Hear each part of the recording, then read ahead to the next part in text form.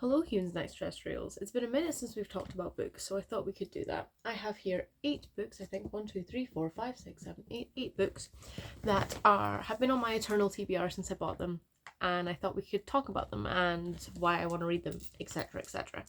So, we're going to get into it. It's worth noting that most of these are more modern books. I have a lot of classics that are on my list and modern classics that are on my list. However, a lot of those I will talk about in a separate video, or we can talk about them another time. Blah, blah, blah. This is just books that I bought because I want to read them. So, this one. This is The Amber Spyglass by Philip Pullman. If you recognise the name Philip Pullman, that is probably because of this series, His Dark Materials. This is the 3rd book in a trilogy, of which I have read the first 2, so I'm not going in blind. This series was one of my mum's favourite book series, and she talked about them a lot growing up, which is why I read the first one, and then I was like, this is great, I'll read the second one, and I never got around to reading the 3rd one for some reason. I don't know what possessed me to never finish the series, but I would like to.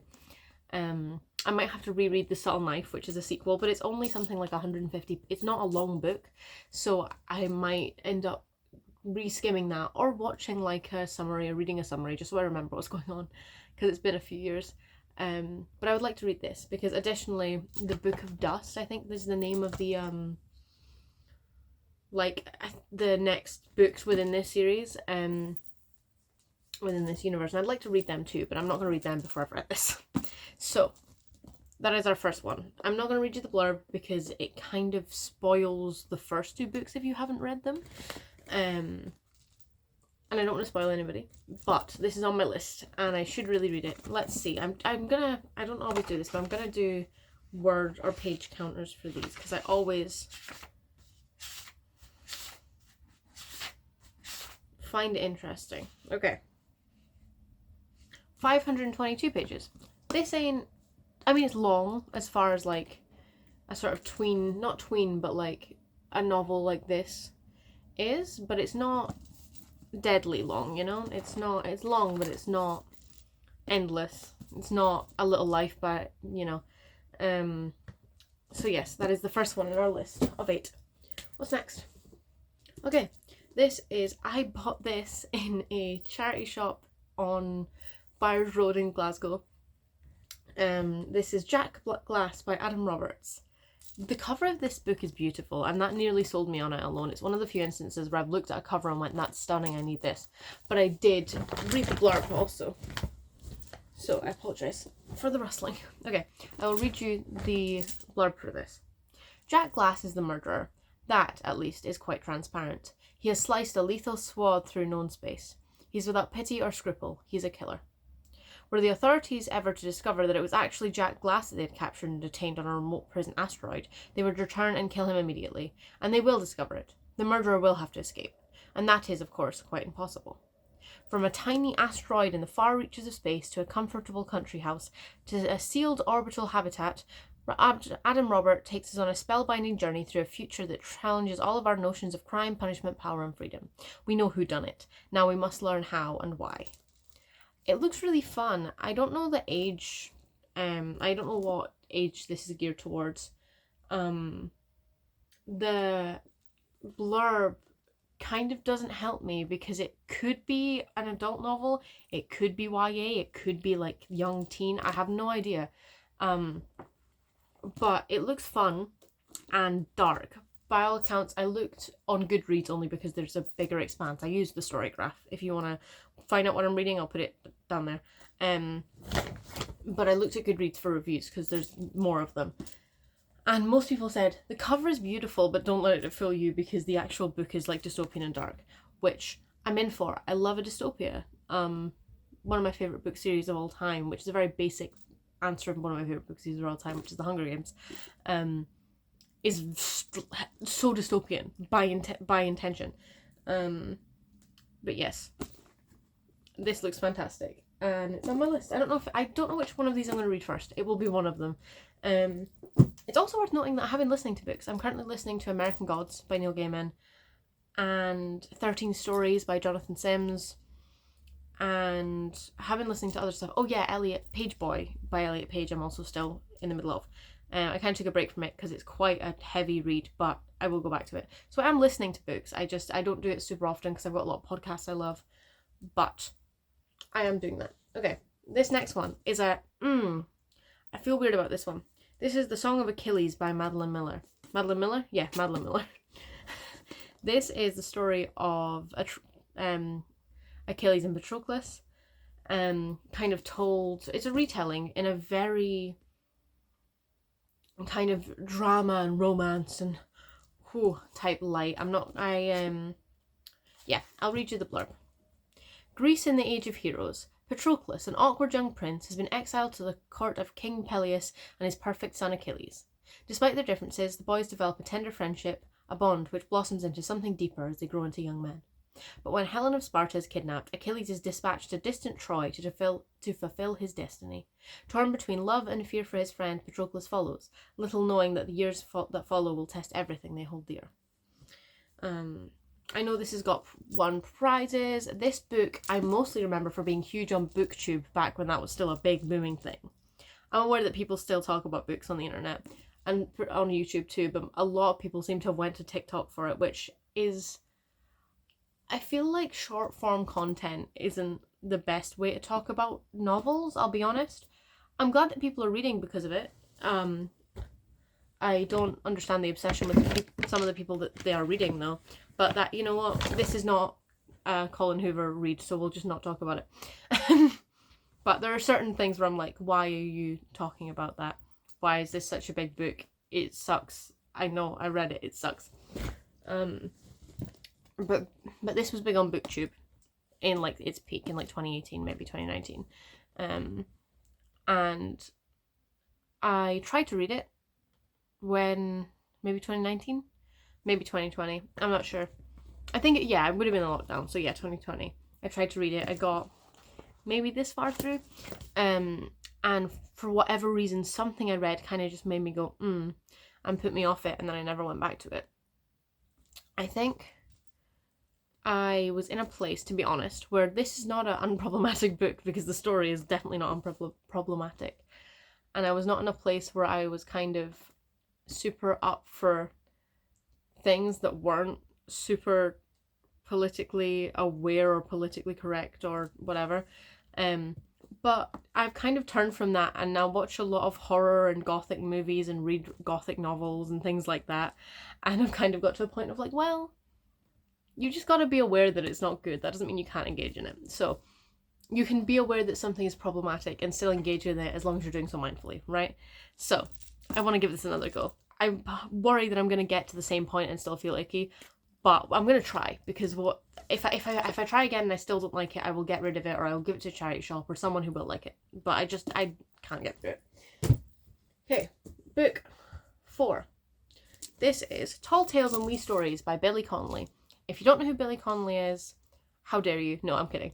Billy Connolly is a national treasure, I would say, in Scotland. He is maybe our most known comedian from Glasgow, who has been doing comedy and doing comedy songs and stand up for as long as he's been an adult. Pretty much, he's been doing comedy for a long time, as well before my birth.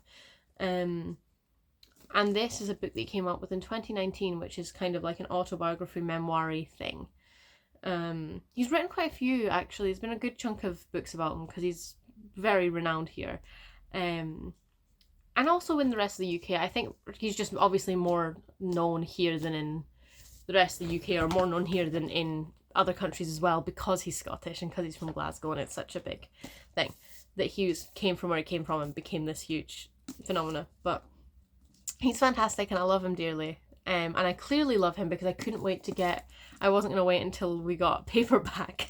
So I have the hardback edition of this book, which honestly is kind of a big barrier in me having not read it. It's one of the reasons I haven't read it is because it's a hardback and I'm bad with hardbacks. But I will push through it for you, Billy. I want to read it because it's great. I love Billy Connolly. He makes me laugh without fail. So that's on the list. Okay. Now we have, completely different. The Elegance of the Hedgehog by Muriel Barbary. This is a translated from French, randomly, novel. This was a recommendation in a video by Lena Norms, who is a YouTuber who, I don't know how active she still is or if it's still the same content, but when I was watching her, she used to work in publishing and maybe still does, or maybe YouTube's her job now, but there's a point in her life when she worked as an independent publisher, and so she'd talk a lot about books, and this is one of the books that she recommended in one of the videos she was doing, and she really sold me on it. So when I was next out near a bookstop, I bought it because she really sold me on it. I think I might have actually ordered this online, which is rare for me. I don't really order books online if I can help it. The only times I've ever done it recently, because this is like maybe 3 or 4 years ago, was for classes where I was like, I want to get this specific edition of this book so I can follow along with analysis from my lecturers, but it's not, yeah. So I'll read you the blurb for this one. Renee is the concierge of a grand Parisian apartment building on the left bank. To the residents, she is honest, reliable, and uncultivated, an ideal concierge. But Renee has a secret. Beneath this conventional facade, she is passionate about culture and the arts, and more knowledgeable in many ways than her self-important employees.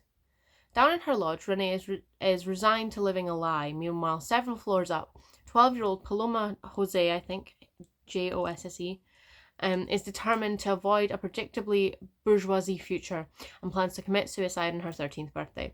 But the death of one of their privileged neighbours will bring a dramatic change to number 7, Rue de Grenelle, altering the course of both of their lives forever. This seems like it's equal parts moving and hysterically funny. It looks both like really emotionally touching and just really like cackle worthy. So I also don't read a lot of translated fiction, and I would like to read more. So that is also why this is on the list. I bought this and then never even tried to read it. So it's on my list for sure, and I'm going to read it because it looks like I'll enjoy it, and I just haven't gotten around to it yet. Okay. Book 6. This is a weird left turn. This is Loki, Where Mischief Lies by Mackenzie Lee. This is a Marvel authorized novel. There's a point in my life when I was super into Marvel generally, not specifically Loki. I watched the show Loki and I enjoyed it, and I loved the Thor movies, but I wasn't specifically as into Loki as lots of the Tumblr girlies I knew that were really into Loki. I kind of went in a more Doctor Who direction when it came to like the big fandom stuff. For sure, more in the Super Who look end. Some people will not know what I'm talking about, and that's baffling to me. But anyway, I will read it to you. When Asgardian magic is detected in relation to a string of mysterious murders on Earth, a younger Loki, desperate to prove himself, is sent to investigate. But as he descends upon 19th century London, Loki embarks on a journey that leads him to more than just a murder suspect. He finds himself on a path to discover the source of his power and who he's meant to be. This, from all accounts, seems like a sort of tween novel about Loki. It's also just a weirdly short and stout book. It's so wide for not being that tall. I don't know. It feels built weird to me. It feels like it's designed like a graphic novel or a comic, but it's just a novel. But anyway, yeah, I think I started this in like 2021, and then I moved and didn't bring the book with me. I moved out of my family's house and didn't bring the book with me. So I just completely forgot about it. But I would like to finish this because I think I'll enjoy it, and I think having something that's got a slightly younger audience when I've not been reading books unless I have to, because a lot of the reason I've not been reading is because of university taking up all of my reading brain. I think this is a good place to start where I don't feel completely thick. So yes, 2 more. Okay, this feels random. This is Get Off the Unicorn by Anne McCafferty. This is a short story collection, like a fantasy short story collection from the late 70s, I think. I want to say 1979. Let's find out. 1979. This version is from 1981. This specific book I got at my high school library. They were getting rid of, I can show you that. I'm going to put my hand over the what the actual book thing is, what the school thing is, but I got this was being given away because literally, as I just showed you, no one ever checked this book out in the time that it was in our library. But I will read it. Just for the fact that it smells like an old book alone makes me happy. So I'm not super prone to short stories. I started reading What About Black Future Month and We Are Always Here. I can't remember who wrote We Are Always Here, but it's like a queer anthology series. But I don't tend to do short stories. I'll do anthologies I'll do like non-fiction and things, but I'm not super big on short stories. I don't know. This didn't intrigue me though, and if nothing else, I just really enjoyed the cover. It's like very like, I don't know, the vibes are good. It makes me happy. The vibes are good. Okay. Oh no, my book pile has fallen. Okay. One more. Speaking of hard copies, and speaking of The Hunger Games, this is The Ballad of Songbirds and Snakes by Suzanne Collins. I never read this when it came out. I bought it when it came out because case in point, hardcover. And it's also worth noting that the under it is this beautiful yellow, stunning. This is basically a prequel to The Hunger Games, if you are not aware. And their movie came out with Rachel Zelger and I can't remember anyone else who was in the Ballad of Songbird and Snakes movie. I don't remember, but I think that Rachel Zelger was in it. That's what I remember. But I bought this after I read The Hunger Games properly for the first time, because I think I had them when I was younger. I think I might have read them when I was originally when I was 10 or something, but I don't really remember it. So then when I was 16, when lockdown happened, I was like, right, well, I've got lots of time on my hands. I'm going to read The Hunger Games. Because I did a lot of reading in 2020. Read a lot of books that year. And so I read them, kind of got obsessed, then bought this, and by the time, I can't remember if this was a physical one or if I might have pre-ordered it. I'm not sure. But by the time that I'd gotten this home, the spark of interest of immediately reading it had left me. So I've still never read it. But I want to read it. I'd like to watch the movie, but also just because I love Suzanne Collins' writing style speaks to me in my very soul. It's so enrapturing. Enough that I can maybe get past the fact that it's a hardcover. But yes, that is my pile of TBR books. I'm going to do the thing that we used to do that I don't know if people still do in thumbnails, but I definitely used to, and I know a lot of people also did, where you hold up your book pile and you go, ah yes, look, all the books. I'm not doing a very good job of it. Books. Okay. I have lots of other books that are on my TBR list. These are the ones that I've looked at and went, I want to read these soon. Or at least start reading in this pile soon. I have a lot of classics and modern classics that we can talk about another time, but I'm trying to read for joy, and not that classics are not joyful, but because I've been kind of doing them as a result of getting a degree and not as a result of wanting to specifically, I'm going to take a break away from classics in my free time and read some less classic books. You'll probably get a silly, low quality book talk, TALK, not TOK, about these novels as I finish them. And I might start talking on here about horror and stuff as well, but I just wanted to come back and be like, hello, I'm making plans. I've just had some health issues and life's gone in the way. But yeah. So I'm going to try and read some of this stuff and I'll come back to you about it. Thank you so much for watching. Please remember to drink your water, eat your vegetables, and peace out, I guess.